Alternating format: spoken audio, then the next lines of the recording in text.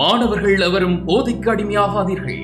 அடிமையானவர்கள் மீண்டதாக சரித்திரமில்லை. எனவே உங்களையும் சமூகத்தையும் பாதுகாத்துக் கொள்ளுங்கள். உங்கள் நலன் கருதி கல்வி டிவி. கல்வி தொலைக்காட்சியில் இணைந்து கொண்டிருக்கின்ற மாணவ செல்வங்களுக்கு வணக்கங்கள். மீண்டும் கல்வி தொலைக்காட்சியினூடாக உங்களை சந்திப்பதில் பெருமகிழ்ச்சி அடைகின்றோம். நாம் இன்றைய வகுப்பிலே பார்க்க இருப்பது சென்ற வகுப்பின் தொடர்ச்சியான விடயங்கள். சென்ற வகுப்பிலே நாங்கள் பார்த்தது பயிற்சி வினாத்தாள் ஒன்றினுடைய பகுதி 1 தொடர்பான விடயங்களை பார்த்திருந்தோம். அதிலே 13 வரையான வினாக்களை பார்த்திருந்தோம் பிள்ளைகளே. இன்றைய வகுப்பிலே அதன் தொடர்ச்சியாக 14வது வினாவிலிருந்து குறித்த வினாக்களை நாங்கள் பார்க்க இருக்கின்றோம். எனவே பிள்ளைகளே, நாங்கள் கற்பிக்கின்ற ஒவ்வொரு விடயமும் உங்களுக்கு பயனுடையதாக அமையும். உங்களுடைய எதிர்கால புலமை பரிசில் பரீட்சைக்கு சிறந்த வழிகாட்டியாக அமையும் பிள்ளைகளே. எனவே கல்வி தொலைக்காட்சி நீங்கள் தொடர்ந்திருங்கள். இதிலே விடுபட்ட நிகழ்ச்சிகளை நீங்கள் கல்வி தொலைக்காட்சியின் யூடியூப் சேனலினூடாக நீங்கள் பார்த்து மகிழலாம். எனவே பிள்ளைகளே, தொடர்ந்து இந்த தொலைக்காட்சியில் இணைந்திருங்கள். நாங்கள் வகுப்பிற்கு செல்வோம். வினாக்களை பார்ப்போம். 14வது வினா, தரப்பட்டுள்ள 4 சொற்களில் உள்ள எழுத்துக்களை ஒழுங்குபடுத்தும் போது பொருத்தமான 4 சொற்கள் உருவாகும். அச்சொற்கள் ஒவ்வொன்றிலும் ஒரு எழுத்து வீதம் எடுத்து உருவாக்கக்கூடிய பொருத்தமான சொல் இதெண்டுடாது. என்ன செய்யலாம் பிள்ளைகளை? இதுல அர்த்தம் விளங்கணும். இதுல என்ன சொல்லப்படுதுன்னு நீங்க விளங்கினா தான் இது செய்யலாம். கவனிங்க பிள்ளைகளே, தரப்பட்டுள்ள 4 சொற்களில் இங்க 4 சொற்கள் இருக்குது. என்னென்ன சொல்? இங்க பருப்பு இருக்குது, என்ன இந்த மாதிரி எழுத்துக்கள் இருக்குது, இந்த மாதிரி எழுத்துக்கள் இருக்குது, இந்த மாதிரி எழுத்துக்கள் இருக்குது, இந்த மாதிரி எழுத்து. அப்ப இப்ப பார்ப்போம், 4 கூட்டம் இருக்குது. எழுத்துக்களை ஒழுங்குபடுத்தும் போது பொருத்தமான 4 சொற்கள் உருவாகுமாம். அப்ப பொருத்தமான 4 சொற்கள் உருவாகும்டா முதலாவது 4 சொற்களை உருவாக்குவோம். அப்ப இதுக்கு பருப்பு என்று வரும். பருப்பு பருப்பு என்று வரும். அடுத்தது கானகம் என்று வரும். கானகம்.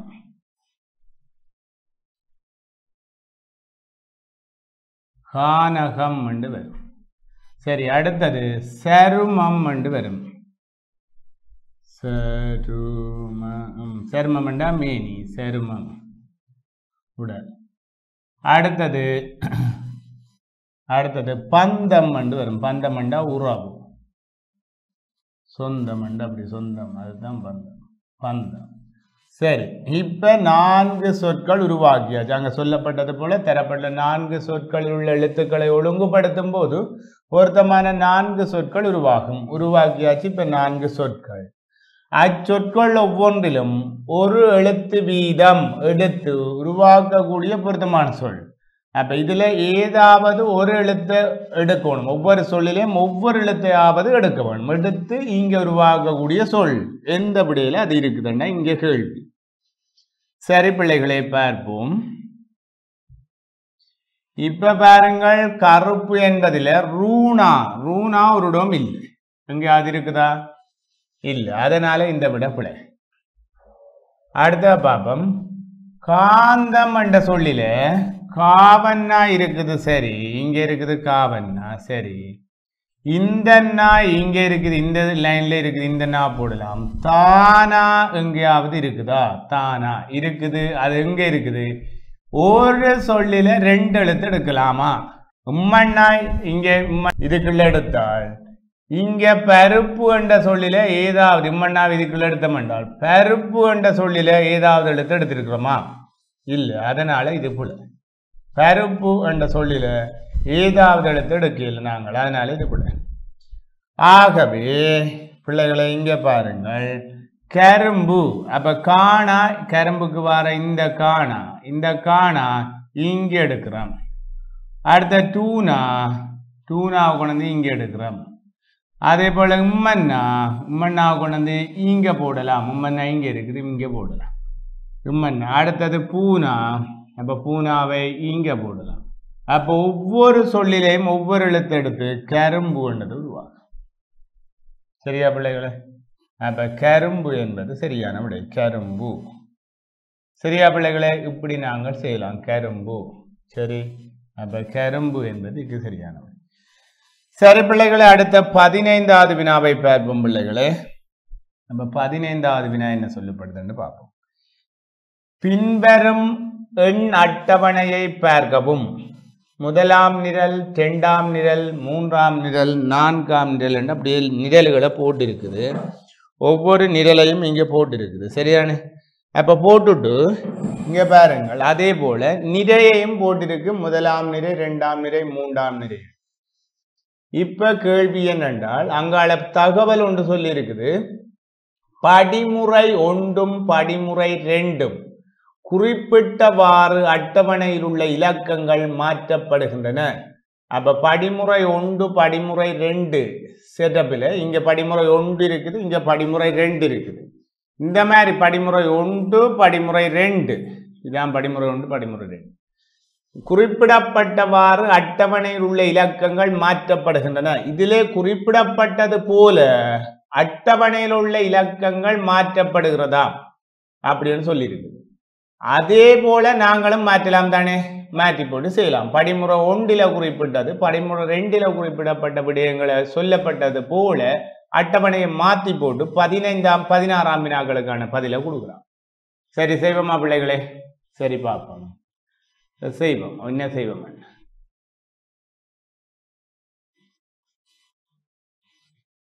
சரி பார்ப்போம் பிள்ளைகளே. இப்ப படிமுறை ஒன்றில சொல்லப்படுற விடயத்தை நாங்கள் முதலாவது போடுவோம். படிமுறை ஒன்றில என்ன சொல்லப்படுதுன்னா, இதான் படிமுறை ஒன்று. முதலாம் நிரை இருக்கும் இடத்திற்கு இரண்டாம் நிரையும், இரண்டாம் நிரை இருக்கும் இடத்திற்கு முதலாம் நிரையையும் மாற்றுக. அப்ப நிறைகள் ரெண்டையும் மாத்தட்டாம். இது ஒன்றையும் ரெண்டையும் மாத்தட்டாம். அப்ப ஒன்று இருக்கிற நிரை ஒன்று, நிறையண்டா இங்க இருக்குது நிரை ஒன்று, அடுத்த நிரை ரெண்டு. அப்ப நிரை ரெண்டு இங்க இருக்கு. இத அந்த இடத்துல அதையும், இதை இந்த இடத்துல அதையும் தூக்கி போடட்டாம். அப்ப செய்வோமா பிள்ளைகளே? அப்ப அப்படி செய்வோம். சரி பிள்ளைகளே, செய்து பார்ப்போம். இங்க ரெண்டை வெட்டுவோம், இங்க அந்த ரெண்டை போடுவோம், இங்க ரெண்டை போடுவோம். இங்க 4 வெட்டுவோம், அந்த 4 கொண்டு இங்க போடுவோம். இங்க 5 வெட்டுவோம், அதை கொண்டு இங்க போடுவோம். 9 வெட்டுவோம், அதை கொண்டு இங்க போடுவோம். 1 வெட்டுவோம், அதை கொண்டு இங்க போடுவோம். 3 வெட்டுவோம், அதை கொண்டு இங்க போடுவோம். என்னடா அப்படித்தான் மாத்த சொல்லி இருக்குது. 8 வெட்டுவோம், அதை கொண்டு இங்க போடுவோம். 7 வெட்டுவோம், அதை கொண்டு இங்க போடுவோம். ரைட்? இப்ப சொல்லப்பட்ட நிரை படிமுறை ஒன்று செய்தாச்சு. இனி படிமுறை ரெண்டு செய்ய போறோம். படிமுறை ரெண்டுல என்ன சொல்லப்படுதுண்டா பிள்ளைகளே? படிமுறை ரெண்டுல இரண்டாம் நிரல் இருக்கும் இடத்திற்கு 4ஆம் நிரல், இதான் இரண்டாம் நிரல். இரண்டாம் நிரல் இருக்கும் இடத்திற்கு 4ஆம் நிரல். இதை இங்க கொண்டு வந்து மாத்தட்டாம், இதை கொண்டு வந்து இங்க மாத்த. இது இங்க மாத்துறது, இதை கொண்டு போய் இங்க மாத்து. சரி மாத்தட்டாம். மாத்தினால் இங்க 9 வெட்டுப்பட்டு இங்க 9 போகும். இங்க 7 வெட்டுப்பட்டு இங்க 7 போகும். இங்க 5 வெட்டுப்பட்டு இங்க 5 போகும். இங்க 8 வெட்டுப்பட்டு இங்க 8 வரும். இங்க 4 வெட்டுப்பட்டு இங்க 4 போகும். இங்க 6 வெட்டுப்பட்டு இங்க 6 வரும். இப்ப மாத்தியாச்சு, இடம் மாத்தியாச்சு, சொல்லப்பட்டபடி மாத்தியாச்சு. ஒன்றை பர்பிள் கலரால் மாத்திருக்கு, ஒன்றை வந்து ரெட்டால மாத்திருக்கு. நான் உங்களை விளங்கக்கூடிய வகையில மாத்தி மாற்றங்கள் செய்த பின் அட்டவணை 2 இரண்டாம் நிரலில் வரும் இலக்கம் யாது? அட்டவணை 2ஆம் நிரலில் வரும் இலக்கம் யாது என்று கேட்டு. அப்ப இரண்டாம் நிரல்ல வாரது இந்த செட் தான். இப்ப வருது இரண்டாம் செட்டில் வாரது. இப்ப என்னன்னு கேள்வி. அப்ப இரண்டாம் செட்டில் வாரது 7 8 6 7 8 6. எத்தனையாவது விடையில பிள்ளைகள் இருக்குது? 2வது விடையில இருக்கு. சரியான பிள்ளைகளே? இப்படி செய்யலாம். அடுத்த 16ஆம் வினாவும் இதனுடைய தொடர்ச்சியான வினா. அதை பாருங்கள். ஆரம்பத்தில் இருந்த அட்டவணையில் இலக்கம் 6 இருந்த இடத்திற்கு மாற்றங்களை செய்த பின்னர் உள்ள இலக்கம் என்னென்று கேட்டிருக்கு. 6 என்ற இலக்கம் இருந்ததுக்கு இப்ப மாற்றங்கள், இதுதான் 6. அப்ப 6 இருந்த இடத்திற்கு இப்ப மாற்றங்களை செய்த பின்னர் என்ன வருகிறது? என்ன விட வருது பிள்ளைகளே? 4. ஆகவே இங்க முதலாவது விட இதுக்கு சரியே வரும். சரியான பிள்ளைகளே? அப்ப கவனமே இருக்கணும் பிள்ளைகளே. இதுல மாற்றேக்குள்ள நீங்கள் அங்கே ஏதாவது பென்சில் அல்லது பேனையை மாற்றி மாற்றி இங்கே பயன்படுத்தி நீங்கள் கண்டுபிடிக்கலாம். பென்சிலால் எழுதினீங்கன்னா இங்கே கிடக்கிற எழுத்தும் உங்களுக்கு தெரியாது. ஆகவே மாற்றி கலர் பென் மாற்றி ஏதாவது அல்லது கலர் ஏதாச்சும் மாற்றி அல்லது பேனையை மாற்றி பென்சிலால் செய்கிறீங்கன்னா பேனையை மாற்றி நீங்கள் போட்டு பார்த்தீங்கன்னா உங்களுக்கு பிழைக்காது. அல்லது ஒரு ஒற்றையில் எழுதி போட்டு படப்படன்னு மாற்றுங்க. சொன்னதை போல் மாற்றுங்க. மாற்றினீங்கன்னா உங்களுக்கு திட்ட தெளிவே விளங்கும். இப்போ நான் போட்டது போல் உங்களுக்கு விளங்கும். அப்போ உங்களுக்கு அதாவது கவன இன பிழைகள் கூட உங்களுக்கு வராது. அப்படி செய்தால் கவன இன பிழைகளும் வராது. நீட்டே செய்து முடிக்கலாம். சரியான பிள்ளைகளே, அப்போ இந்த மாதிரி வினாக்களை நீங்கள் ஒவ்வொரு வசனமாக வாசித்து அப்படியே நீங்கள் வெட்டி மாற்றி கொண்டு போனீங்கன்னா விட பிழைக்காமல் செய்து கொள்ளலாம். சரி பிள்ளைகளே, நாங்கள் 17வது வினாவை பார்ப்போம். பாருங்கள், தரப்படும் அறிவுறுத்தல்களில் கூறப்பட்டுள்ள உருக்களின் எண்ணிக்கைகளுக்கு ஏற்ப வரையப்பட்டுள்ள உருவை தெரிவு செய்க. அப்ப இங்க அறிவுறுத்தலுக்கு ஏற்ப இந்த எத்தனையாம் விட சரியே இருக்கு, எத்தனையாவது விட அங்க கரெக்டா இருக்குன்னு கேள்வி. அப்ப பாப்போமா பிள்ளைகளே, எத்தனையாவது விட சரியே இருக்குமெண்டு. சரி பாருங்கள் பிள்ளைகளே, இப்ப பாப்போம். சொல்லப்படுது முதலாவது தகவல் சொல்லப்படுது. இதான் முதலாவது தகவல் சொல்லப்படுது. அதுதான் இப்ப பார்க்க போறோம். 2 செவ்வகங்கள் பயன்படுத்தப்பட்டுள்ளன. 2 செவ்வகங்கள். அப்ப இதுல பாப்போம் ஒரு செவ்வகம் 2 செவ்வகம். இங்க பாப்போம் ஒரு செவ்வகம் 2 செவ்வகம். அடுத்த பாப்போம் இதுல ஒரு செவ்வகம் 2 செவ்வகம். இங்க 2 செவ்வகம், இங்க 2 செவ்வகம். சரி, இங்க பாப்போம் ஒரு செவ்வகம் 2 செவ்வகம் 3 செவ்வகம் 4 செவ்வகம். ஆகவே இது போல 4 செவ்வகம் பயன்படுத்தியதுனால இது. அடுத்த பாப்போம் 6 வட்டங்கள் பயன்படுத்தப்படும். 6 வட்டம் பெரிதாண்டு பாப்போம். இங்க பாப்போம் ஒரு வட்டம், கலர் மாத்துவோம். ஒரு வட்டம் 2 வட்டம் 3 வட்டம் 4 வட்டம் 5 வட்டம் 6 வட்டம் இங்கே இருக்கு. அப்ப அது ஏற்கனவே பிள்ளை நீ தொடையிலாது, என்னோட செவ்வகத்திலே பிழைச்சு போச்சு, நீ அது பார்க்க தேவையில்லை. இங்க பாப்போம் ஒரு வட்டம் 2 வட்டம் 3 வட்டம் 4 வட்டம் 5 வட்டம் 6 வட்டம். அப்ப 6 வட்டம் 2லேயும் இருக்கு. நீ அடுத்த பாப்போம் மூன்று முக்கோணங்கள் பயன்படுத்தப்படணும். பாமையில ஒரு முக்கோணம் 2 முக்கோணம் 3 முக்கோணம் 4 முக்கோணம். அதனால இது போல என்னோட 4 முக்கோணம் வந்துருச்சு. இங்க பாப்போம் ஒரு முக்கோணம் 2 முக்கோணம் 3 முக்கோணம். அப்ப இங்க சரியே இருக்கு. அப்ப இது இப்ப பிழைச்சு போச்சு. அடுத்து இறுதியாக பாப்போம். இறுதியாக 3 சதுரங்கள் பயன்படுத்தப்படும். அப்ப அது பிள்ளை ஏற்கனவே இங்க ஒரு சதுரம் 2 சதுரம் 3 சதுரம். இப்ப கரெக்டே இருக்குது. ஆகவே 2வது விட மிக பொருத்தமாக அமையும். சரியான பிள்ளைகளை 2வது விட மிக பொருத்தமே அமையும். இப்படி நாங்கள் செய்து கொள்ளலாம். சரியா பிள்ளைகளை, இப்படி நாங்கள் இலகுவாக செய்து கொள்ளலாம். அப்ப சொல்லப்பட்ட தகவலுக்கு ஏற்ற மாதிரி இங்க டிக் பண்ணி கொண்டு போனீங்கன்னா உங்களுக்கு அந்த பிள்ளைகள் வராது. சரி பிள்ளைகளை, இனி 18வது வினாவை பார்ப்போம். 18வது வினாவை பாருங்கள்.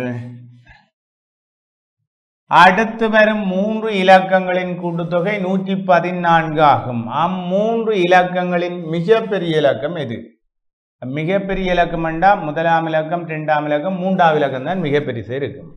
முதலாவது இலக்கம் சின்னனே இருக்கும், அதுக்கு அடுத்தது பெருசே இருக்கும், அடுத்ததுக்கு ஒன்று கூடவே இருக்கும். அதனால 3ஆவது இலக்கம் தான் நீங்க மிகப்பெரிய இலக்கம் எதுன்னு கேட்டா 3ஆவது. சரி, அடுத்து வரும் 3 இலக்கங்களின் கூட்டுத்தொகை 114. அப்ப நாங்கள் நாங்கள் 2 விதத்துல செய்யலாம். முதலாவது விதத்துல செய்யறத நான் இப்ப உங்களுக்கு சொல்றேன். அடுத்து வரும் 3 இலக்கங்கள் என்றா 1 2 3. அடுத்து வரும் 3 இலக்கங்கள் இதுல மிகப்பெரிய இலக்கம் எதுன்னு கேள்வி கேட்டிருக்கு. அதனால மிகப்பெரிய இலக்கம் என்றா 3ஆவது இலக்கம் தான் மிகப்பெரிய இலக்கமே இருக்கும். முதலாவது விடையை போட்டு பார்க்கிறேன். முதலாவது விடையை கொண்டு இங்க போட்டு பார்க்க போறேன்னா அப்ப 39 என்று நான் இங்க போடுறேன். முதலாவது விடைய போட்டால் இது 38, இது 37.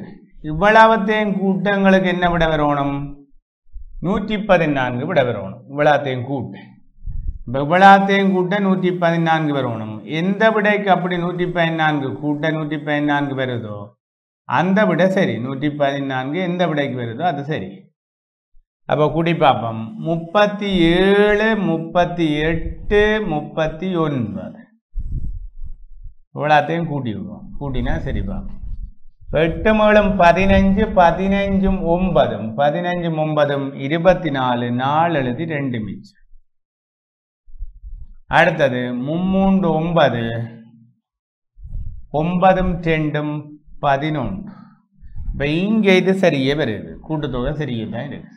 இப்போ கூட்டுத்தொகைக்கு சரியே வருது.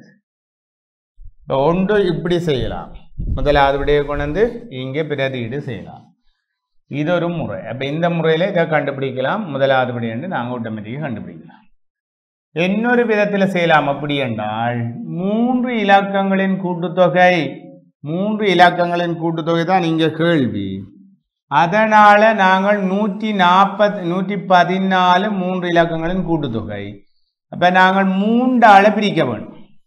3ஆல பிரிச்சோம் என்றால் 3 9 மிகுதி 2, இங்க 4 இறக்கினா 8 24, அப்ப மிகுதி 0. இப்ப பாப்போம், இங்க பாருங்க 38 வருது. அப்ப வகுத்த விட 38, அப்போ நடு எண்ணே வரும். 38 நடு எண்ணே வரும் பாருங்க, சரியே நடு எண் வரும். அப்ப 3ஆல பிரிச்சா நடு எண் வரும். எத்தனை எண்ணா 3ஆல பிரிச்சா நடு எண், இங்க நடு எண் வரும். அப்ப நடு எண் 38ண்டா இங்கால அடுத்த எண்ணையும் இங்கால அடுத்த எண்ணையும் நாங்க போட்டு செய்யலாம். இந்த முறையிலையும் செய்யலாம். இப்ப 2 முறை உங்களுக்கு சொல்லி தந்திருக்கிறேன். ஒன்று இந்த முறையில் செய்யலாம், அல்லது இந்த மாதிரி 3 இலக்கங்கள் ஒவ்வொரு விடை மூலமையும் செய்யலாம். இப்போ விடையை கொண்டு பிரதியீடு செய்து செய்யலாம், அல்லது நாங்கள் எத்தனை எண்ணோ அத்தனையால வகுத்து போட்டு இது ஒற்றை எண்களுக்கு தான், ஒற்றை எண்களை வந்தால் தான் இது பொருந்தும், அப்படியும் செய்யலாம். 2 விதத்தில் உங்களுக்கு ஏதாவது ஒரு விதத்தில் நீங்கள் செய்து சரி பார்த்தீங்கன்னா சரி. இப்படி போட்டுட்டு இதை கூட்டினீங்கன்னா திருப்பி 114 அதே போல் வரும். சரியான பிள்ளைகளே? இப்போ இப்படி செய்யலாம். சரி பிள்ளைகளே, அடுத்தது 19வது வினாவை பார்ப்போம். 19வது வினாவில் என்ன சொல்லப்படுறான்னு பார்ப்போம். 19வது வினாவை பாருங்கள் பிள்ளைகளே. சமமான சிறிய சதுர குற்றிகளை கொண்டு அமைக்கப்பட்டுள்ள இவ்வுருவை முழுமையாக நிரப்பி பூர்த்தி செய்வதற்கு மேலும் எத்தனை சதுர குற்றிகள் தேவைப்படுமாம்? எத்தனை சதுர குற்றிகள் தேவைப்படும்? என்ன செய்யலாம்? சரி பாப்போமா பிள்ளைகளே. முதலாவது பிள்ளைகளே, இதுல உருவில காணப்படுற சதுர குற்றிகள் எத்தனை பார்த்துட்டு பேந்து இந்த முழுமையான உருவுக்கு தேவையான சதுர குற்றிகள் என்று பார்த்துட்டு இன்னும் எத்தனை தேவையானது நாங்கள் கணிப்பிடலாம். அப்ப இங்க இந்த உருவில எத்தனை சதுர குற்றிகள் காணப்படுகின்ற என்பதை முதலாவது கணிப்பிட வேணும். இப்ப நாங்க எப்படி செய்யலாம்? ஒவ்வொரு மாதிரி பழகி இருப்பீங்கள். இருந்தாலும் நாங்கள் ஒரு சுருக்கமான வழிமுறை, இங்க நிலைக்குத்த மேலிருந்து கீழ் நோக்கி எத்தனை இருக்குன்னு எண்ணி இந்த தலைப்பில் ஒவ்வொரு இடத்துலையும் போட்டுக்கொள்றது விடத்தில். இப்போ நாங்கள் பார்ப்போம், இதுல 1 தான் இருக்குது மேலிருந்து கீழாக. இந்த லைன்லேயும் 1 தான் இருக்குது. இந்த லைன்லேயும் மேலிருந்து கீழாக 1, இங்கே 1. ஆனா மூலையில கிடக்கிறதுல அடியில இருந்து எண்ணி பாருங்க, 1 2 3 4 அடுக்கு இருக்குது. 4 அடுக்கு ஒன்றுக்கு மேல ஒன்று வச்சிருக்கு. நிலைக்குத்து 4 இருக்குது. சரியான, அதாவது நிலைக்குத்து இங்கேயான 4 இருக்கு. அப்ப 4, அதனால அதுக்கு 4 போட்டிருக்கேன். இங்க பார்ப்போம், இது நிலைக்குத்தியை பார்த்தோம்னா 2 இருக்குது. இங்க 1 இருக்குது, இங்க 1 இருக்குது. சரி, இப்ப என்ன செய்ய போறோம் என்றால் இவ்வளவு தான் இருக்குது. அப்ப இருக்கிறத நாங்க போடுவோம். இப்ப இந்த லைன்ல பார்த்தோம்னால் எவ்வளோ இருக்குது, இந்த லைன்ல எவ்வளோ இருக்குன்னு பார்த்துட்டு மொத்தத்தை கூட்டி விடுவோம். கூட்டி விட்டா சரி. இங்க பார்ப்போம், 2 4 2 6 2 8 இந்த செட்டுக்குள்ள இருக்கு. இந்த செட்டுக்கு எவ்வளோண்டா 2 4 இருக்குது. ஆவை மொத்தம் 12 இருக்குது. இங்க காணப்படுறது இப்ப 12. அப்ப 12 தான் காணப்படுகிறது. இனி முழுமையான ஒரு சதுரமுகி செய்வதற்கு எத்தனை தேவை என்று பார்க்கணும். அதுக்கு பாருங்கள் பிள்ளைகளே, நான் வேற கலரால உங்களை போட்டு காட்டுறேன். நீளப்பாட்டில் எத்தனை என்று பார்க்கறது, அகலப்பாட்டில் எத்தனை என்று பார்க்கறது.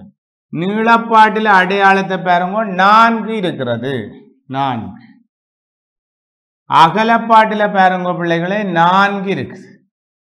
உயரம் ஏற்கனவே நாங்கள் எண்ணி போட்டிருக்கோம், அது 4. உயரத்தில் 4 இருக்கு. அப்ப நீளம் அகலம் உயரம் இவ்வளத்தையும் பெருக்கினால் ஒரு பெரிய சதுரமுகில காணப்படுற சிறிய சதுரமுகில் எண்ணிக்கை தண்ட பாட்டில் வரும். அப்ப முழுமையான சதுரமுகிக்கு தேவையானது, முழுமையானதுக்கு தேவையானது விளாண்டு போட்டோம் என்றால் 4 தர 4 4 தர 4 தர 4 நீளம் தர அகலம் தர உயரம். அப்ப 4 தர 4 தர 4 நன்னாங்கு 16 16 நான்கு 64 வருமாங்க. 64 இதுக்கு வரப்போகுது. இப்ப இங்க இருப்பது எத்தனை? 12 இருக்குது. அப்ப 20 விளாண்டு நீ போட போறோம். 20 இங்க காணப்படுவது அல்லது இருப்பது அப்ப 20 விளாண்டு கண்டமென்றால் 20 ஏற்கனவே கண்டு வச்சிருக்கிறோம் 12. இன்னும் தேவையானது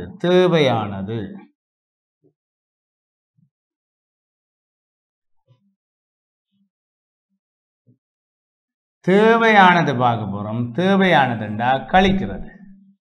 அப்ப கழிச்சா விட வரும் தேவையானது. அப்ப இப்படி வரப்போகுது. கழிக்கிறத பார்க்க போறோம். கழிக்கிறது இங்க 4ல் 2 போனால் 2 வரும். அதே போல 6ல் 1 போனால் 5 வரும். 52 வரும். இங்க விட 52 என்றால் இங்க இன்னும் தேவையானது எத்தனையாவது விடையில இருக்குது? 3வது விடையில இருக்குது. எனவே 3வது விடை இதுக்கு சரியே வரும். சரியான பிள்ளைகளே, 3வது விடை சரியே வரும். சரியா? அப்ப 52 அப்படி கண்டாங்க விளங்குதா? அப்ப திருப்பி ஒருக்கா பாருங்கள். உருவில உள்ளது எத்தனை பார்க்கிறோம். உருவில உள்ளது எத்தனை இங்க இதை வச்சு கணிப்பிடுறோம். உருவில உள்ளதை விளாண்டி இங்க கணிப்பிட்டு விட்டோம். சரியான? உருவில உள்ளதை விளாண்டி இதுக்குள்ள கணிப்பிட்டுட்டோம். அடுத்தது முழுமையான சதுரமுகி ஒன்றை உருவாக்குவதற்கு எத்தனை இதுல அமைய வேண்டும் என்று நாங்கள் கண்டிருக்கிறோம். இப்ப முழுமையான சதுரமுகி அமைய வேண்டிய சதுரமுகி குற்றிகள் எண்ணிக்கையிலிருந்து 20 கழிச்சோம்னா இன்னும் எத்தனை தேவை என்றதை காட்டும். சரியான பிள்ளைகளே, இப்படித்தான் இதை செய்கிறது. சரி, ஓகே. சரி பிள்ளைகளை, நாங்கள் அடுத்த 20வது வினாவை பார்ப்போம். 20வது வினா அப்படி செய்யறேன்னு பார்ப்போம். 20வது வினாவை பாருங்கள். கருங்கல் சிற்பியனின் கீறு தச்சன். அப்ப சிற்பி கருங்கலில என்ன செய்வான்? சிற்பத்தை செய்வான். ஆவே தச்சன் என்னத்தில செய்வான்? சிற்பி கருங்கல்ல சிற்பத்தை செய்வது போல தச்சன் என்னத்தில அவன் தச்சு தொழில செய்வான்? உளியண்ட பொருளையா தச்சு தொழில் செய்வான், அல்லது வாழண்ட பொருளையா, அல்லது மரத்தில தச்சு தொழில் செய்வான்? மரம். சரியான? மரத்தில தச்சு தொழில் செய்வான். அவனுடைய தொழில் மரவேலை. சரியான? இப்படி இதை கணிப்பிட வேணும். இது சும்மா நாங்கள் படித்ததை வச்சுக்கொண்டு இது செய்கிறது. அடுத்த 21வது வினாவை பாருங்கள். மணிக்கு 100 கிலோமீட்டர் வேகத்தில் செல்லும் புகையிரதம் ஒன்று 15 நிமிடத்தில் 2 புகையிரத நிலையங்களை சந்திக்கின்றது. எனின் 2 புகையிரத நிலையங்களுக்கும் இடையான தூரம் எத்தனை கிலோமீட்டர் என்று இருக்கு. கேள்வியை வடிவ கவனிக்கணும் பிள்ளைகளே. மணிக்கு 100 கிலோமீட்டர் வேகத்தில் செல்லுமா? அப்ப மணிக்கென்றால் ஒரு மணித்தியாலத்திற்கு என்றுதான் அர்த்தம். ஒரு மணித்தியாலத்திற்கு 100 கிலோமீட்டர் செல்லும். ஒரு மணித்தியாலத்துக்கு 100 கிலோமீட்டர் என்றால் ஒரு மணித்தியாலம் சமன் 60 நிமிடம். அப்ப 60 நிமிடத்துக்கு தான் பிள்ளைகளே, 60 நிமிடத்துக்கு தான் 60 நிமிடத்துக்கு 100 கிலோமீட்டர் செல்லும். 60 கிலோமீட்டருக்கு 60 நிமிடத்திற்கு 100 கிலோமீட்டர் செல்ல போகும். இதைத்தான் சொல்லப்படுது. ஒரு மணித்தியாலம் 60 நிமிடம். அதனால 60 நிமிடத்திற்கு 100 கிலோமீட்டர் தூரம் செல்லும். அவை 15 நிமிடத்திற்கு எவ்வளவு தூரம் செல்லும் என்பதை நாங்கள் இங்கே கணிப்பிட போறோம். தான் கேள்வி. 2 புகையிரதங்களை சந்திக்கிறது, அந்த 2 புகையிரத நிலையங்களுக்கும் இடையான தூரம். அப்ப 15 நிமிடத்திற்கு எவ்வளவு தூரம் செல்லுதோ அதுதான் அந்த ரெண்டு புகையிரத நிலையங்களுக்கு இடையிலான தூரமே இருக்கும். சரியான பிள்ளைகளே, வடிவாக கேட்டுக்கொள்ளுங்க.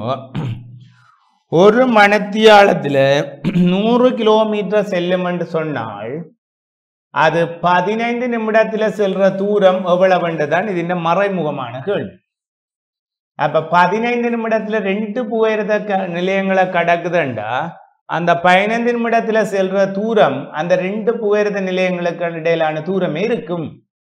ஆகவே நாங்கள் 15 நிமிடத்தில் எவ்வளவு தூரம் போகும் என்பதை கணிப்பிட்டு விட்டாலே அந்த 2 புகையிரத நிலையங்களுக்கு இடையிலான தூரத்தை சடக்குன கண்டுபிடிக்கலாம். செய்வோமா பிள்ளைகளே?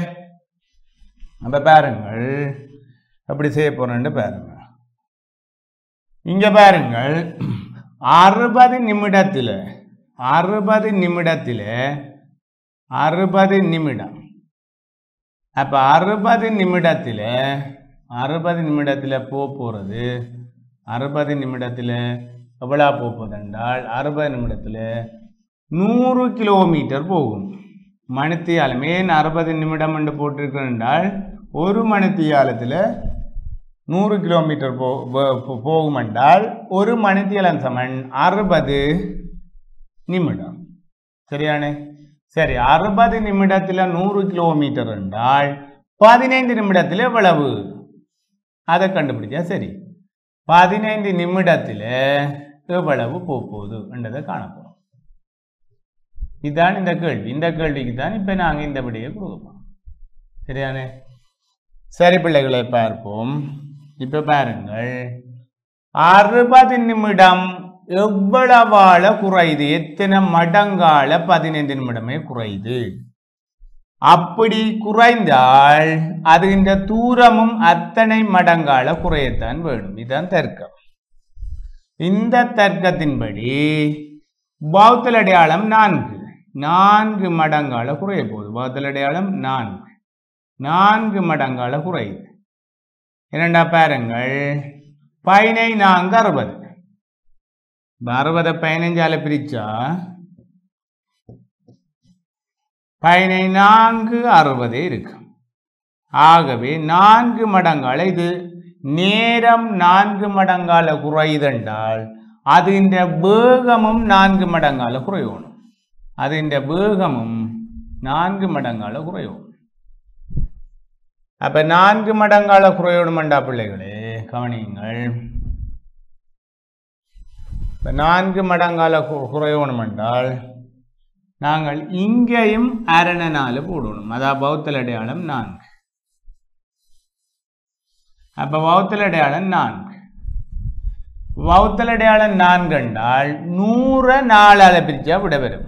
100 4ஆல பிரிச்சா வரும். நவி 2 8 மிகுதி 2 மிச்சம் 20 5 20. ஆகவே 15 நிமிடத்தில் எவ்வளவு போகுது? 25 கிலோமீட்டர் போகும்.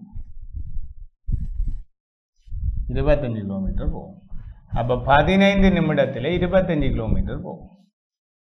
அப்ப 15 நிமிடத்தில் எவ்வளவு? 25. அப்ப இந்த நகரங்கள் அதாவது 2 புகையிரத நிலையங்களுக்கு இடையான தூரம் எவ்வளவு இப்ப வருது? 25 கிலோமீட்டர். ஏன் 15 நிமிடத்தில் இந்த புகையிரதம் 25 கிலோமீட்டர் தான் செல்லும். ஆகவே 2 புகையிரத நிலையங்களை கடப்பதற்கு 15 நிமிடம் எடுத்திருக்குது. ஆகவே 15 நிமிடம் செல்வதற்கான தூரம் 25 கிலோமீட்டர். ஆகவே 2 புகையிரத நிலையங்களுக்கு இடையிலான தூரம் 25 கிலோமீட்டர் ஆகும். இப்படி கணக்கெடுக்கலாம். சரியான பிள்ளைகளே? இப்படி இலகுவாக நாங்கள் செய்யலாம். அப்ப திருப்பி ஒருக்கா பார்ப்போம். இப்ப நாங்கள் என்ன செய்யறாங்க? 60 நிமிடத்திலிருந்து எத்தனை மடங்கால இது குறையுதுன்னு பார்த்து நாங்கள் 15 4 மடங்கால குறையுது. ஆகவே அது இந்த தூரமும் 4 மடங்கால குறைச்சு நாங்கள் இதுக்குரிய கணக்கை செய்து முடிக்கிறோம். சரியான பிள்ளைகளை? இப்படி நாங்கள் இலகுவாக செய்யலாம். சரி பிள்ளைகளை, அடுத்த 22வது வினாவை பாருங்கள். 20 பக்கங்களை கொண்ட பத்திரிகை ஒன்றில் 5ஆம் 6ஆம் பக்கங்களும் அவற்றோடு சேர்ந்த பக்கங்களும் இல்லாமல் இருந்தது. ஏனின் அப்பக்கங்கள் எவை என்று இருக்குது. அப்ப பத்திரிகை எடுத்தோம் என்றால் இப்ப அது டபுள் தாளே இருக்கும். அதாவது ஒரு நீளத்தாளை மடிச்சிருப்பாங்க, அதான் பத்திரிகை. நீளமான தாளை, அதாவது A3 போன்ற பெரிய நீளமான தாளை 2ஆக மடிச்சிருப்பாங்க. அப்படித்தான் வரும். அப்படி என்ன உங்களுடைய அதாவது பரீட்சை பேப்பரும் அப்படித்தான். அப்போ பரீட்சை பேப்பரை போல இது மடிச்சிருக்கிறாங்க. அப்படி என்றா பிள்ளைகள் அப்படி நீங்கள் மனதில் நினைக்க வேண்டும். அப்போ நாங்கள் பார்ப்போம், ஒவ்வொன்றுக்கும் நாங்கள் போட்டு கொண்டு போனோம்னா இங்கே சரியே வரும். இப்போ பார்ப்போம், 2 விதத்தில் இதை செய்யலாம். முதலாவது விதம் செய்கிறத நான் காட்டுறேன்னு பாருங்க. முதலாவது நேரடியை செய்கிறத போன் நான் சொல்லி தந்துட்டு பேருந்து நான் சுருக்கமே செய்கிறத சொல்லித்தரேன். முதலாம் பக்கத்துக்கு எதிராக காணப்படுவது, முதலாம் பக்கத்துக்கு எதிராக காணப்படுவதை பார்க்க போறோம். முதலாம் பக்கத்துக்கு எதிராக காணப்படுவது, ஒன்றுக்கு எதிராக காணப்படுவது 20ஆம் பக்கம், அதாவது இணைந்த பக்கம். அப்ப 2க்கு 19 இப்படி குறைச்சி கொண்டு வரணும், இங்க கூட்டி கொண்டு போகணும். 3க்கு இங்க 18, 4க்கு இங்க 17 குறைஞ்சோண்டு வரும், அங்க குறைஞ்சோண்டு வரும், இங்க கூட்டி கொண்டு போகும். 5க்கு 16, அதே போல 6க்கு இங்க 15, அதே போல இங்க 7க்கு இங்க 14, இங்க 8க்கு இங்க 13 வரும், குறைஞ்சோண்டு வரும். 20, 19, 18, 17, 16, 15, 14, 13 அப்படி இது 1, 2, 3, 4, 5, 6, 7, 8. அடுத்தது 9க்கு 12, அடுத்த 10க்கு இங்க 11. இதோட சரி. இப்ப பாருங்கள், நடுப்பக்கம் 2 ஒரு அடுத்தடுத்த பக்கங்களே வரும்.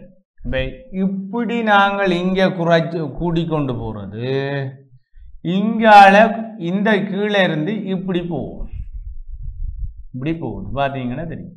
இப்படித்தான் இது இந்த பிளான் வரும். அப்ப இனி நாங்கள் கேள்வி கேட்டது 5ஆம் 6ஆம் பக்கங்களோட இணைஞ்ச பக்கங்கள், 5ஆம் 6ஆம் பக்கங்களோட இணைஞ்ச பக்கம். 5ஆம் பக்கத்தோட இணைஞ்சது 16, 6ஆம் பக்கத்தோட இணைஞ்சது 15. அப்ப 16, 15 ஏதாவது முறை என்று கேட்காதபடியே இங்கே இருக்குது விட 15, 16 வேற இடத்துல இந்த விட. இப்படி நாங்கள் கண்டுபிடிக்கலாம் ஒரு விதத்தில், சரியான ஒரு விதத்தில் இப்படி கண்டுபிடிக்கலாம். அல்லது இன்னும் குறுக்கு வழிமுறையிலும் காணலாம். அது எப்படி சேரண்டு கேட்பீங்க, அது இலகுவே செய்யலாம். அப்படி என்றால் இங்க பாருங்கள், மொத்த பக்கங்களின் எண்ணிக்கை 20. அப்ப 20 சக 1, 20ஓட ஒண்ட கூட்டினா 21. அப்ப 21 என்றால் இந்த 21 இருந்து இந்த 21 இருக்குதானே, இந்த 21 இருந்து 5 கழிக்கிறது, 21 இருந்து 6 கழிக்கிறது. அப்ப 21 இருந்து 5 கழிச்சு அதுக்கான விட வரும், 21 இருந்து 6 கழிச்சு அதுக்கான விட வரும். அவ்வளவுதான் சுருக்கமான வேலை. சுருக்கமே செய்யணும்னா அப்படி செய்யலாம். அப்ப இங்க 6 கழிக்கிறது, கழிச்சா அங்க நாங்கள் நேரடியே செய்த விடைகள் வரும், சரிதானே. அப்ப 20ஓட ஒண்ட கூட்டி போட்டு வார விடைய நாங்கள் கேட்கப்பட்ட பக்கங்களுக்கு கழிச்செடுக்கிறது. சரி, கழிப்போமா பிள்ளைகளே? இப்ப 21 இருந்து 5 போனால் எத்தனை? அப்ப நாங்கள் கடன் எடுத்தா 11, 11 5 போனால் 6, அதே போல இங்க 1 மிச்சம் 11. அடுத்தது 21 இருந்து 6 போனா அவ்வளாண்டோ, கடன் எடுத்தா 11, 11 6 போனா 5, இங்கால 1. அப்ப இதே போல இங்க பாருங்கள், நான் சொன்னது போல இங்க 5ஆம் பக்கத்துக்கு 16 இங்க வருதா வர இல்லையா? அதே போல 6ஆம் பக்கத்துக்கு இங்க 15 வருதா வர இல்லையா? இப்ப நாங்கள் இந்த சுருக்கமான வழிமுறையிலையும் நாங்க செய்யலாம், அல்லது நேரான வழிமுறையிலையும் இதுக்கு செய்யலாம். 2 விதத்திலையும் இதுக்கான விடையை நாங்கள் கண்டுபிடிக்கக்கூடிய மாதிரி இருக்கு. சரியான பிள்ளைகளை, இப்படி இலகுவாக நாங்கள் செய்கிற வழிமுறையும் உங்களுக்கு சொல்லி தந்திருக்கிறேன். அதே போல நேரடியாக செய்கிற வழிமுறையும் சொல்லி தந்திருக்கிறேன். ஏதாவது ஒரு வழிமுறையில நீங்கள் போட்டு இந்த மாதிரியான கணக்குகளை கட்டாயம் செய்து பழகினீங்கன்னா உங்களுக்கு முழுமையான புள்ளி அப்படியே கிடைக்கும். சரி பிள்ளைகளை, அடுத்து 23வது வினாவை பார்ப்போம். 23வது வினாவை பாருங்கள். அருகிலுள்ள பிரசினத்தில் முக்கோணம் வட்டம் என்னும் குறியீடுகளின் பெறுமதிகள் முறையே என்ன செய்யலாம் பிள்ளைகளே? இப்படியான வினாக்களுக்கு என்ன செய்யலாம்? இப்படியான வினாக்களுக்கு பிள்ளைகளே கவனியுங்கள். நீங்கள் செய்ய வேண்டியது இதை இப்படியே வச்சு நீங்கள் செய்ய மாட்டீர்கள். இதில் ஏதாவது ஒரு அடிப்படையில் செய்கிறதுக்கான சான்ஸ் உங்களுக்கு இல்லை. அதனால் நீங்கள் இதுக்கு என்ன செய்யலாம் என்றால் ஒவ்வொரு விடையாக பிரதியீடு செய்யலாம். முதலாவது விடையை பிரதியீடு செய்கிறது சரிவராட்டில் இரண்டாவது விடையை பிரதியீடு செய்யலாம். இரண்டாவது விடையை சரிவராட்டில் மூன்றாவது விடையை பிரதியீடு செய்யலாம். ஏதோ ஒரு விடை உங்களுக்கு சரியாக கட்டாயம் அமையும். செய்வோமா பிள்ளைகளே? சரி பாப்போம்.